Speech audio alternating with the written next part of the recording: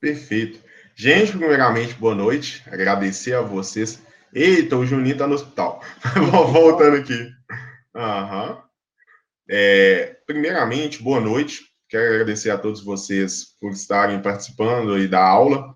Destacar que essa lei é muito importante tanto para a Polícia Militar quanto também para a Polícia Penal. E todo servidor público, independente da instituição que trabalha, ele tem que tomar muito cuidado com a lei de abuso de autoridade, não no sentido de ser uma lei ruim, mas pela condição de, a todo momento, se a gente não tomar cuidado, a gente pode esbarrar em uma previsão que a lei apresenta. Primeira coisa que eu quero trazer para vocês é o seguinte: antes existia uma outra lei que tratava da abuso de autoridade. Era a lei que era de 1965. Então, era uma lei antiga. Se eu fosse pegar a lei de 1965, algumas previsões que tinham naquela lei, tratando da proporcionalidade, não era mais utilizado. Quando eu ia ver a aplicação da pena, era totalmente desproporcional. Então, observando tal situação, o legislador ele resolveu criar um novo mecanismo para barrar situações que eles entendiam que eram situações abusivas. Só que a gente tem uma segunda vertente, que é o seguinte: essa lei foi criada posteriormente à Operação Lava Jato. Então, como sabemos como funciona o processo legislativo dentro do nosso país, conseguimos perceber através da lei uma certa retaliação àquilo que era apresentado na Operação Lava Jato. Temos tipos penais dentro dessa lei que demonstram claramente essa retaliação, como, por exemplo, a condição coercitiva, não tanto, mas quando eu pego também a situação que o delegado, ou se não o juiz, realizando uma prisão preventiva, eles têm que demonstrar muito claramente o motivo daquela prisão preventiva. Volta e meia, vocês vão observar que essa lei, ela, de certa forma, ela traz uma retaliação, ela tenta trazer ali um controle àquilo que aconteceu na Operação Lava Jato. Então, a criação da Lei 13.869, ela vai ter dois nortes. Esses fatos históricos sobre ela, eu tenho que pensar no primeiro momento. A antiga lei era de 1965. Então, de certa forma, quando eu ia aplicar ela no meio social, ela já estava antiga. Ela já tinha aquela condição onde nem mesmo a proporcionalidade na aplicação das penas já não mais existia. Agora, com a nova lei, eu tenho proporcionalidade na aplicação dela. Eu tenho penas, inclusive, que podem ir até 4 anos. Só que eu quero que vocês anotem, que vocês lembrem sempre na hora da prova. Tratando da lei de abuso de autoridade, todas as previsões de penas contidas nela vão ser penas de detenção. Vocês lembram que eu expliquei para vocês sobre essa situação, sobre a condição das penas de reclusão e das penas de detenção. As penas de detenção, eu vou ter elas aplicando em regime semiaberto ou regime aberto. Então, todas as previsões legais, todos os tipos penais apresentados dentro da lei de abuso de autoridade são tipos penais com previsão de pena de detenção. Outro ponto que é muito importante, tratando da lei de abuso de autoridade, eu tenho em dados momentos a possibilidade de aplicar ali aqueles mecanismos apresentados pelo, no caso aqui, juizado especial, ou em outros momentos, dependendo da pena, eu vou aplicar a justiça comum. Então, aquelas penas de detenção superior a 2 anos, eu vou recorrer ao superior a 2 anos, eu vou recorrer à justiça comum. As penas inferiores a 2 anos de detenção, eu recorro ao juizado especial. Então, como caiu numa prova, se eu não me engano, era do CHO, a prova que o Pinheiro ia fazer. Na prova do CHO caiu uma questão sobre a lei de abuso de autoridade, justamente cobrando sobre essa ideia, a possibilidade de aplicação da lei tanto no juizado especial como também na justiça comum. Se aparecer uma alternativa do tipo para vocês, vocês vão marcar que é correto. Eu tenho a aplicação da lei para a justiça comum e para o juizado especial. Eu tenho a possibilidade apenas de penas de detenção.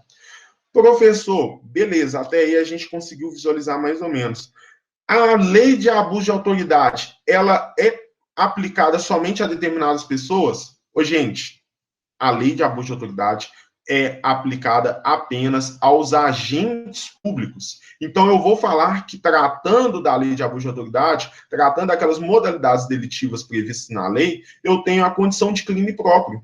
E o que é um crime próprio? É aquele crime onde somente determinadas pessoas têm a capacidade de praticar o delito. Então, vamos supor, um cidadão comum, eu, sem nenhum cargo público, eu não estou exercendo nenhuma função pública. Se, por exemplo, eu praticar alguma das condutas previstas dentro da lei de abuso de autoridade, eu vou ser responsabilizado pela lei de abuso de autoridade? Não vou ser, porque a lei de abuso de autoridade, ela destina-se somente aos agentes públicos, beleza? Então, levem essa consideração para a prova de vocês. Segundo ponto, gente, que eu quero que vocês tomem um certo cuidado, é que a lei, ela vai falar agentes públicos, servidores ou não.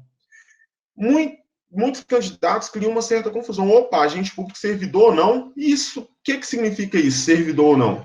É a lei dizendo que, como eu tenho o gênero, que é agente público, uma das suas espécies, que é o servidor público, vai ser responsabilizado, mas não só ele. Eu tenho o servidor público, mas eu também tenho aquele cargo comissionado que ele vai ser responsabilizado. Eu tenho aquela situação dos cargos temporários, como, por exemplo, processo seletivo, que vão ser responsabilizados se, porventura, praticarem alguma conduta vinculada à lei de abuso de autoridade. Então, eu falo do servidor público, mas eu falo dos demais agentes públicos.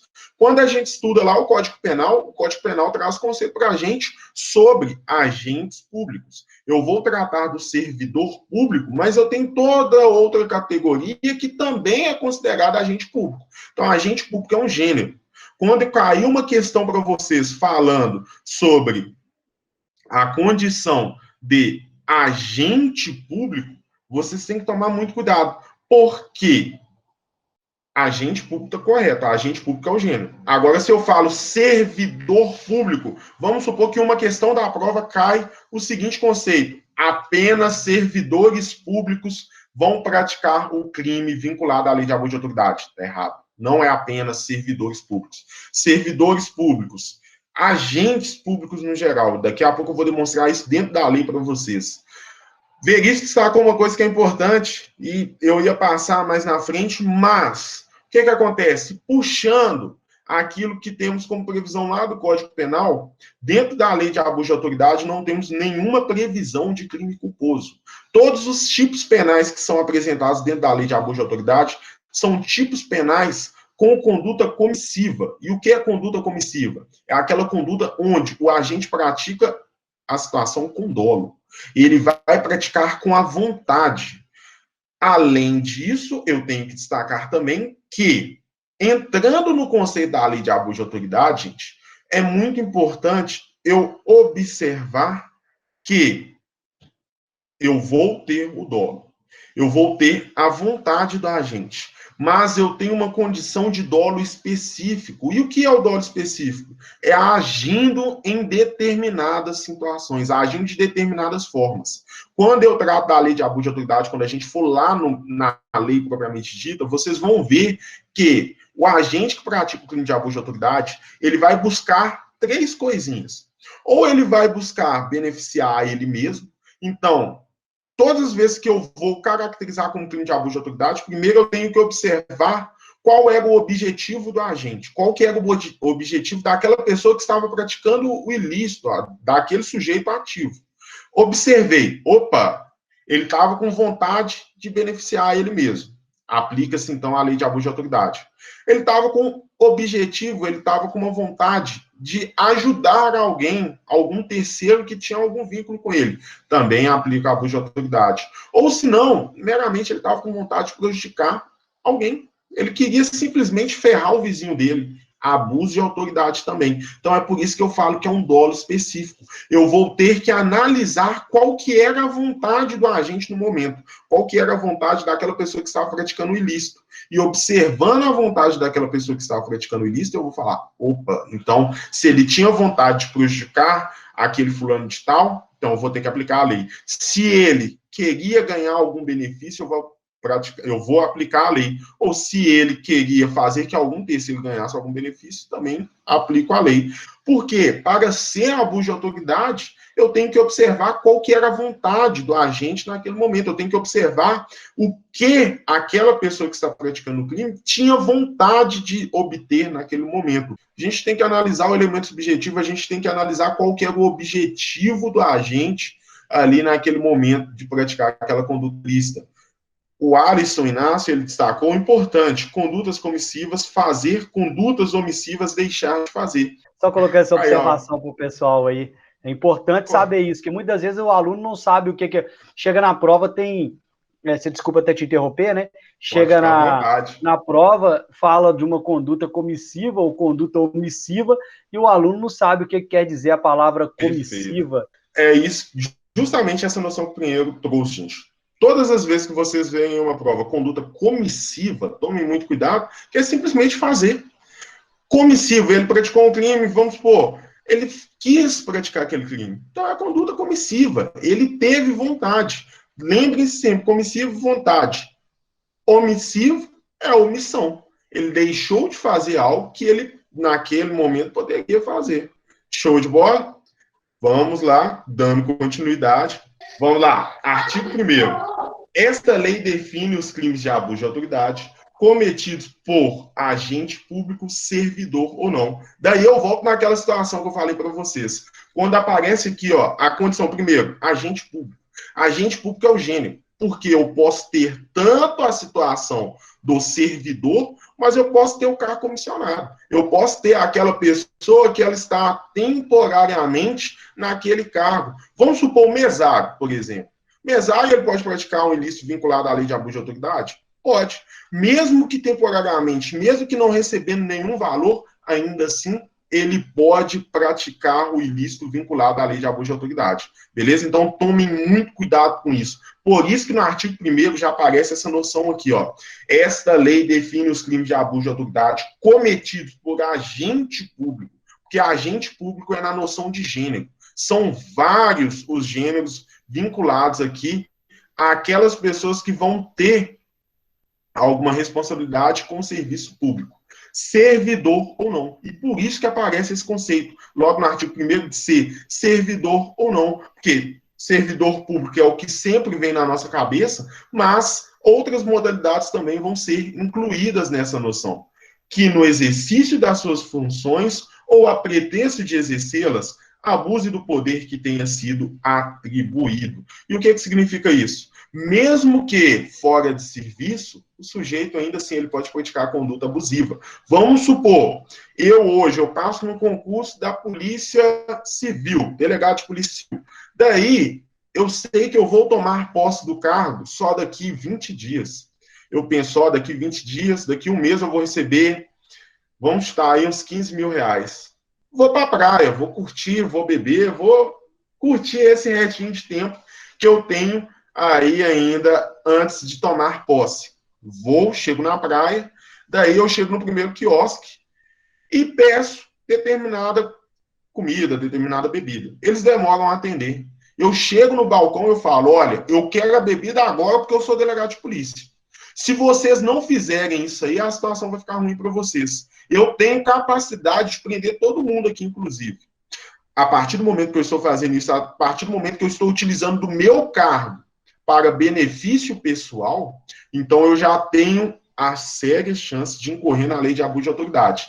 E, além disso, eu não tomei posse ainda, mas eu estou na circunstância que eu utilizo daquela função que eu vou tomar posse no futuro, então eu estou a pretexto de exercer aquela função, mas simplesmente eu pego ela, eu utilizo dela para ganhar algum benefício, para ter, então, alguma coisa pessoal. E eu lembro a vocês que, tratando do servidor público, tratando do agente público no geral, ele vai atuar não em benefício próprio, mas todas as vezes que eu tenho a responsabilidade de atuar como agente público, eu atuo em prol da sociedade. O Pinheiro, realizando patrulhamento, o Pinheiro, na responsabilidade de atuar como policial militar, ele vai atuar como? Ele vai atuar em prol da sociedade. O Pinheiro tem as vontades pessoais dele. No caso, soldado de segunda classe, ela tem as vontades dela. Inclusive, ela queria aí dar uma certa prensa para ver se conseguiria ter um retorno dos traficantes sobre onde existia mais drogas. Mas, mesmo que eu tenha minhas vontades pessoais, eu tenho que respeitar a todo momento a lei. Então, quando o Pinheiro falou para ela que não podia, era respeitando justamente o que a lei determina. Lembrando que o agente público, ele tem sempre que se pautar pela legalidade, pela lei. Então, voltando aqui, vocês conseguiram visualizar essa noção do agente público. Agente público é um gênero. Eu tenho a condição de agente público e dentro desse conceito dos agentes públicos, eu vou falar das demais classes. Dentro do conceito de agente público, eu tenho cargo comissionado, eu tenho aquela situação do empregado público, eu tenho estagiário, eu tenho mesário. Todas essas pessoas, quando estão atuando em prol aí da sociedade, quando estão atuando na função pública, elas vão responder pela lei de abuso de autoridade. Então, por isso que eu falo agente público, sendo ele servidor ou não. Beleza? Vamos lá para primeiro. As condutas descritas nesta lei constituem crime de abuso de autoridade quando praticados pelo agente. E aqui que eu falei do dolo específico, gente. Aqui que eu quero que vocês tomem cuidado. Porque o que é um dolo específico, professor? É aquela noção onde eu falo para vocês que ele tinha uma finalidade específica para realizar tal conduta. Ele queria algo específico, com a finalidade específica de prejudicar outrem, ou beneficiar a si mesmo ou a terceiro, ou ainda mero capricho ou satisfação pessoal. O que acontece? Então, pegando aqui a finalidade de prejudicar alguém. Eu pego a situação, eu estou com meu vizinho, eu não gosto do meu vizinho me atazana todo o tempo. Eu passo no concurso da Polícia Penal, passo no concurso da Polícia Militar. Eu viro e falo, agora é a minha vez de descontar tudo aquilo que você fez comigo, toda a raiva que você fez comigo. Eu paro a viatura na porta da casa do meu vizinho, na hora que meu vizinho está saindo da garagem, eu viro para ele e falo, você vai ter que desmontar o carro todo, que isso é uma blitz. Aí meu vizinho fala, não, mas como assim? Eu não, você vai ter que tirar todas as rodas desse carro para eu analisar roda por roda para ver se tem droga, você vai ter que simplesmente tirar o step do veículo, você vai ter que dar um jeito de montar um motor. Meu vizinho fala, nossa, mas por quê? Eu falo, não, eu quero que você faça isso. Então, com o objetivo de prejudicar meu vizinho, com o objetivo de trazer algum problema para ele, eu crio tal situação. Vamos pegar na situação que eu sou delegado de polícia. E dentro do município que eu trabalho, eu tenho um determinado problema com algum candidato daquela região. Para prejudicar esse candidato, eu instauro um inquérito contra ele. Simplesmente para que fique naquela situação. Nossa, o fulano de tal tem um inquérito contra ele. Ele é bandido. Então, criando essas circunstâncias para prejudicar um terceiro, para prejudicar alguém, eu vou responder pela lei de abuso de autoridade. Eu não tinha o objetivo de cumprir a lei. Eu tinha o objetivo de prejudicar alguém. E se eu vou com a finalidade de beneficiar algum terceiro? Como que isso acontece? Eu pego a mesma situação, o mesmo exemplo que eu destaquei para vocês sobre o delegado. Eu tenho um amigo que é o candidato A. Tenho um inimigo que é o candidato B. Meu amigo falou, cara, se você instaurar um inquérito contra ele, eu garanto para você que ele vai perder muito voto. E, em compensação, eu vou ganhar muito voto, porque todo mundo vai achar que eu sou honesto e que eles são honestos. Faz o seguinte, instaura um inquérito contra ele só para você me ajudar. Eu falo, beleza, pra gente é mole isso aqui, eu vou na delegacia amanhã, instalo um inquérito contra ele, falo que ele está sendo suspeito do crime de estupro, por exemplo. Se eu faço se eu realizo tal conduta, eu vou responder também pela lei de abuso de autoridade, mesmo que eu esteja beneficiando a terceiro, mesmo que eu não esteja me beneficiando diretamente, mas estou beneficiando terceiro, eu vou responder pela lei de abuso de autoridade. E junto a isso, eu pego aquela circunstância que eu realizo tal conduta por mero capricho ou satisfação pessoal. Vamos supor que realizo uma apreensão de determinado bandido. Aquele bandido, só pela minha guarnição, já foi preso mais de 10 vezes. Daí, eu resolvo, na 10ª vez, fazer com que ele faça um vídeo falando que ele é bandido vacilão, ou se não falando que ele se arrepende em ser preso pela guarnição X, que a guarnição X é o terror. Nessa circunstância que eu mando esse bandido fazer um vídeo por mera satisfação pessoal, simplesmente para inflar aquele sentimento pessoal que eu tenho, eu também vou responder. Então, essa satisfação, esse capricho pessoal, ele também vai ser ensejador aí para tipificar, para dar condão da aplicação da lei de abuso de autoridade. Então, todos os crimes que possivelmente vamos ver daqui a pouco, eles vão ser relacionados com a noção apresentada aqui no artigo 1º, parágrafo 1º. Para eu saber, eu vou pegar lá o artigo 12. O artigo 12 ele vai tratar da situação onde eu tenho a conduta de abuso de autoridade. Perfeito, falei do artigo 12. Eu vou pegar, é um tipo penal, mas para eu saber se aplica-se ou não o artigo 12 da lei, eu tenho que observar o que consta no artigo 1º, parágrafo 1º, porque ele é o elemento subjetivo. Ele é aquilo que vai demonstrar o que constava na cabeça do agente, aquilo que o sujeito que estava praticando o ilícito tinha vontade de fazer, beleza? Todas as vezes que eu for falar em conduta abusiva, eu tenho que observar esse artigo 1º, parágrafo 1º. Eu tenho que saber se ele queria ou não queria realizar aquele ilícito, e, além disso, qual que era o objetivo dele realizando aquele ilícito. Tranquilo? Então, tome muito cuidado com isso. Vamos supor que a questão da polícia penal fala que só comete abuso de autoridade quem tem como finalidade ganhar algum benefício financeiro. Se cair, isso está errado. Se o agente tem a finalidade específica de prejudicar outrem, ou beneficiar a si mesmo, ou a terceiro, ou ainda por mero capricho, ou satisfação pessoal.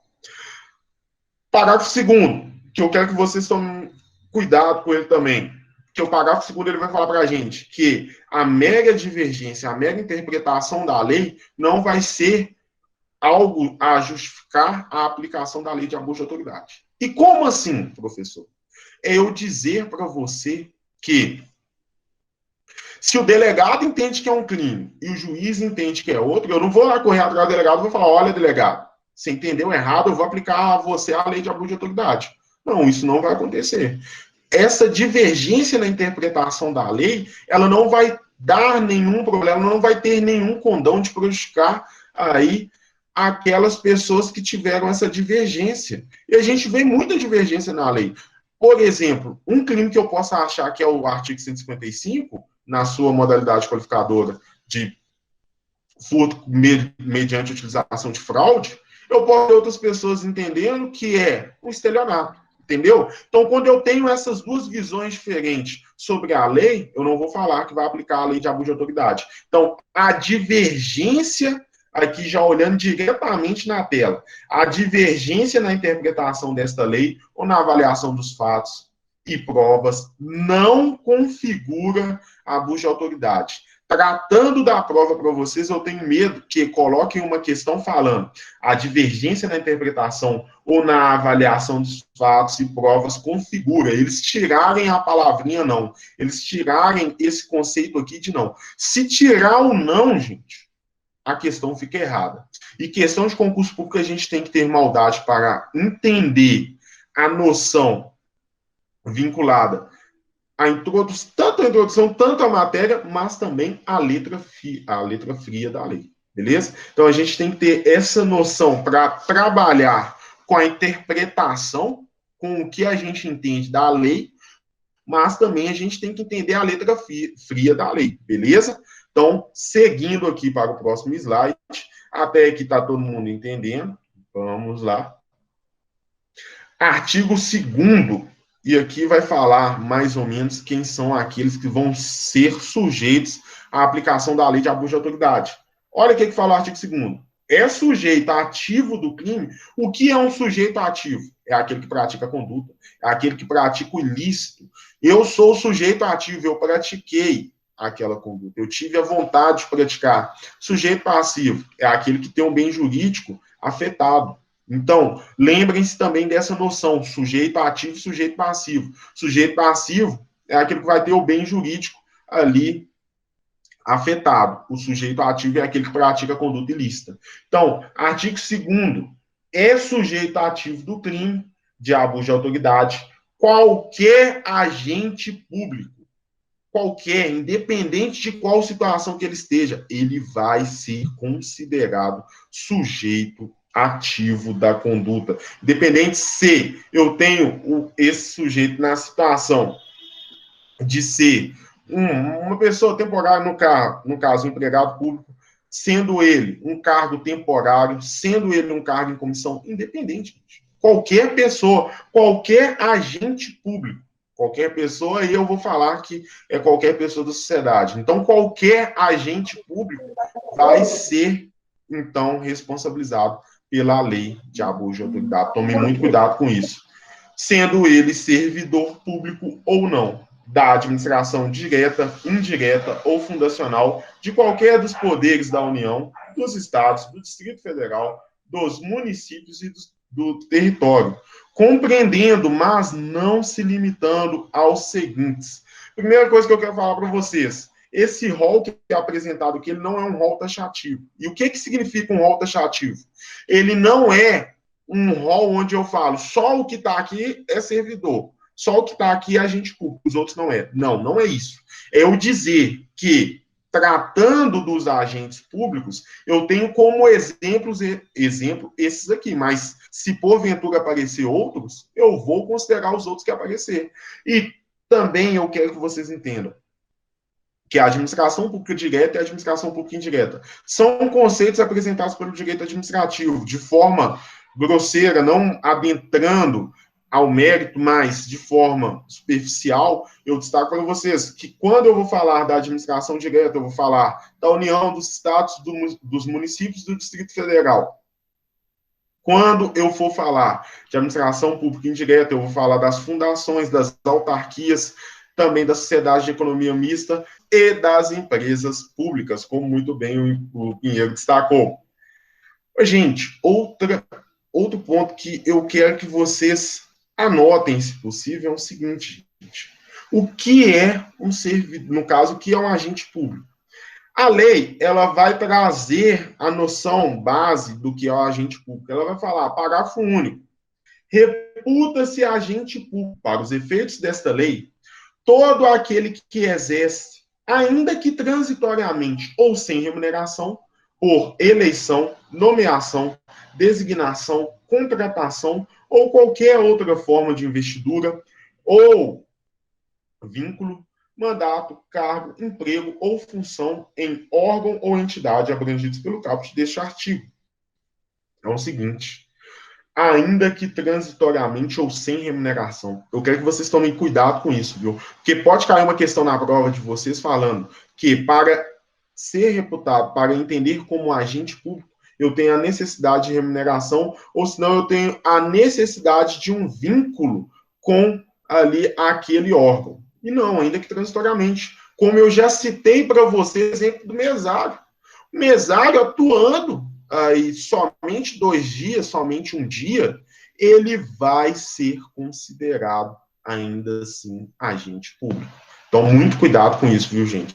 Professor, mas ele praticou a conduta culposa. Conduta atípica. Não tem previsão dentro da lei sobre crime culposo. Lembrando lá do Código Penal, gente. Só é considerado crime culposo quando eu tenho uma previsão legal. Quando eu tenho um artigo falando crime culposo, pratica a modalidade culposa. Vamos por homicídio. O homicídio tem a previsão do crime culposo. Aqui eu não tenho nenhuma previsão, então eu não posso falar na conduta culposa para a lei de abuso de autoridade. Beleza? Seguindo aqui, vamos... Eu só quero tratar um outro conceito com vocês aqui, gente. É o seguinte. A lei, ela é clara em dizer que, tratando do crime de abuso de autoridade, eu vou ter a ação penal pública incondicionada. E o que eu quero dizer com ações penais públicas incondicionadas? É o seguinte, quem vai gerir essa ação, quem vai ser o responsável por essa ação, vai ser o Ministério Público. O Ministério Público é o titular da ação. E lembrem-se bem, na prova de vocês pode cair o seguinte conceito. Tratando dos crimes previstos na lei de abuso de autoridade, vão ser aplicados aqui, eles são crimes considerados de ação penal pública condicionada. Esse é o meu medo, porque no Código de Processo Penal temos a previsão da ação penal pública incondicionada e também temos a previsão da ação penal pública condicionada. Tratando da ação penal pública condicionada, é uma previsão diferente da que consta aqui. E se cair ela, a sua questão vai estar errada. Só vocês lembrarem que, tratando do crime de abuso de autoridade, as ações penais vão ser ações penais públicas incondicionadas, beleza? Mas o legislador foi além. Ele falou o seguinte: naquela situação, o Ministério Público é o titular da ação, não é? Eu falei para vocês agora há pouco. O Ministério Público sendo titular da ação. Vamos supor que o Ministério Público come mosca, não denuncia, não faz absolutamente nada. E aí, a vítima vai ser lesada em decorrência dessa inércia do Ministério Público? Não. Aí eu vou ter a possibilidade da vítima ingressar com uma ação penal privada subsidiária da pública. Olha o que fala aqui, ó. Vamos lá, primeiro no parágrafo primeiro. Será admitida a ação privada se a ação penal pública não for intertada no prazo legal, cabendo ao Ministério Público aditar a queixa, repudiá-la e oferecer denúncia substitutiva, intervir em todos os termos do processo, fornecer elementos de prova, interpor recurso e, a todo tempo, no caso de negligência do querelante, retomar a ação como parte principal. Professor, beleza, então o que o senhor quer dizer com isso aqui? Eu quero dizer para vocês que quando o Ministério Público comer mosca, e é literalmente comer mosca, perder o prazo, eu vou ter a vítima podendo fazer alguma coisa. Aí, então ela vai ter uma ação penal, só que é uma ação penal que vai ser subsidiada, ela vai ser uma ação penal vinculada à pública. Eu não posso falar que a ação inicial vai ser a ação penal privada. A ação inicial vai ser a ação penal pública incondicionada. Se o Ministério Público não fez nada, aí eu tenho uma possibilidade de intertar, eu tenho a possibilidade de ingressar com uma ação penal privada, que vai ser aqui subsidiária à pública. Beleza? Olha lá no parágrafo 2º. A ação privada subsidiária será exercida no prazo de 6 meses, contado da data em que se esgotar o prazo para oferecimento da denúncia. Primeiro conceito que eu quero trazer para vocês aqui, gente. Tomem cuidado com esse prazo de 6 meses. Então, a partir do momento que o Ministério Público não fez nada, comeu mosca, acabou o prazo do Ministério Público hoje. O Ministério Público não fez nada, contando de hoje até daqui 6 meses, eu vou ter a possibilidade de ingressar com uma ação penal privada. Mas eu tenho que esperar aí o primeiro movimento do Ministério Público. Então, a primeira noção, ação penal pública incondicionada. Se o Ministério Público não fez nada, daí eu recorro à ação penal aqui privada, beleza? Façam um quadrinho no caderno de vocês para vocês não errarem isso aí, para na hora da prova não ter nenhum problema.